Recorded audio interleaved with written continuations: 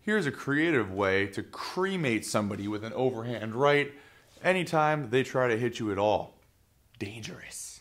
Anytime you notice that the guy always punches with his left hand first, I'm going to go over the top with my overhand right. If your opponent is always jabbing, or if he starts every combination with a jab, his left hand is never protecting his face, making the overhand right the perfect punch to throw as a counter to that. Super slow-mo, Tom jabs me in the face. Bow. For that moment, his hand is not at his face. Now the overhand right is coupled with a head movement. So I'm moving my head out of the way of this punch, and then I just want to try to find his jaw. Tommy has done a very good job of keeping his shoulder up to protect his jaw while he's punching. So if that's the case, maybe I'll aim for his temple. Now I would say on the street, almost nobody is going to jab with their shoulder high to protect their jaw.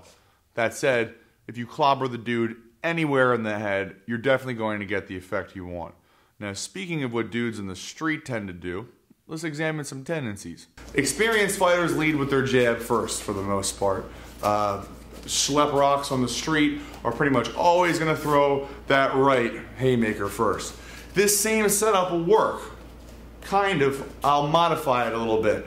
If he's going to throw a right straight at me, I'm just going to throw a right straight back at Tom. Bow! But I'll do it with a head movement. You can still do the overhand right. In fact, if you find that your overhand right is more powerful than your right cross, I would recommend you do your overhand right. Now, I just like the cross because it's direct and fast.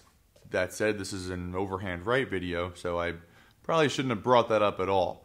Look, the overhand right is probably going to be more powerful if you time it correctly, and it's also going to spin the guy's head when you hit him, and that's shown to knock people out more often than just snapping his head back. This setup is simple. Wait for the guy to throw any type of punch at you, slip your head, and rip the overhand right. It's going to take a little bit of timing and practice, but once you get it, it's going to lead to knockouts, guaranteed.